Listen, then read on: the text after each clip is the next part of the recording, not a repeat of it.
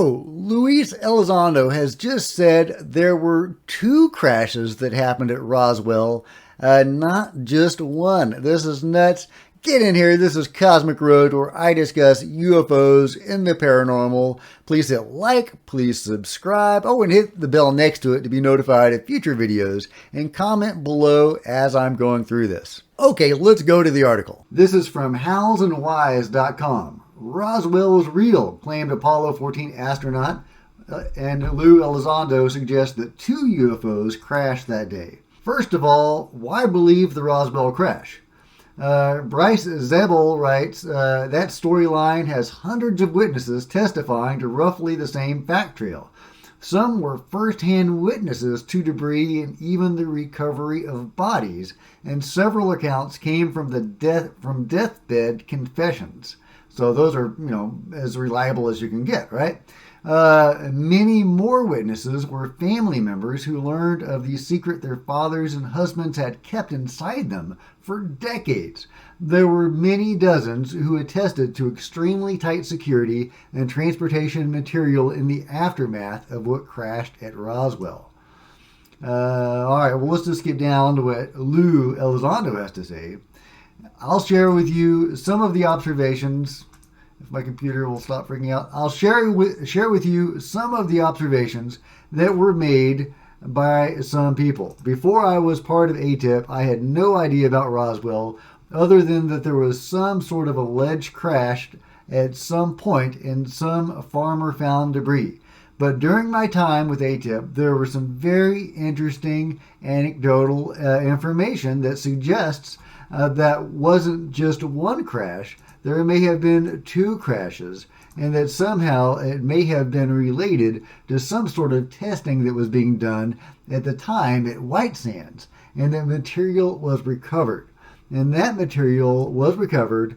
Samples of that material found their way into the hands of private citizens, some of them, but that the larger sections of debris were all recovered by the U.S. government.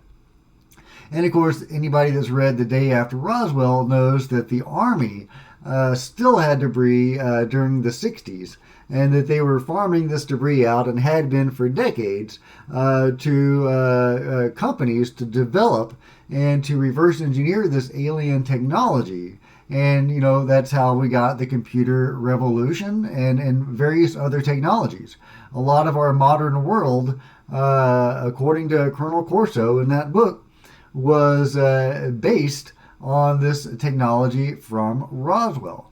And so definitely the government has it, and some of the private sector has it too. And it's interesting that Lou goes into that a little bit.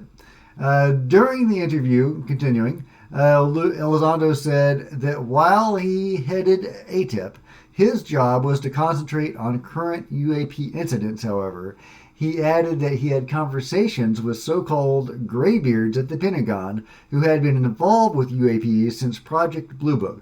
It was from these individuals that Elizondo learned what probably occurred in Roswell in 47. Elizondo, these individuals were convinced that the events in New Mexico were not fiction.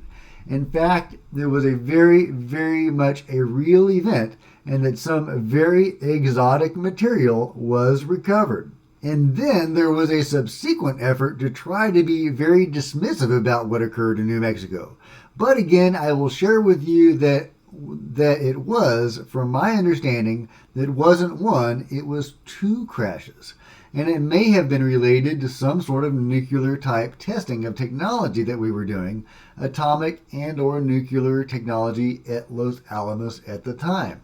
And there's all sorts of various theories about why the Roswell crash occurred.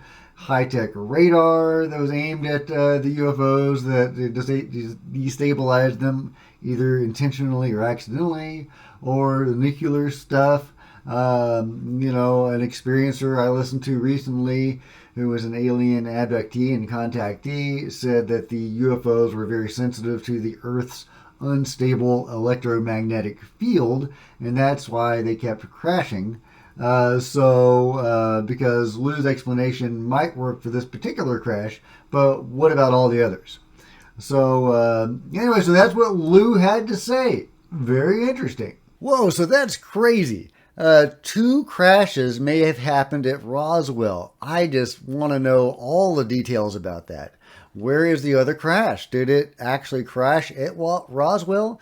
Because there have been some people that have said maybe two UFOs collided and they went far apart. One was at Roswell, one crashed at Roswell, and one crashed somewhere else. Some people even say that other UFO, when it hit the one at Roswell, actually went into the future and crashed several years later because of the timey-wimey nature of these ships.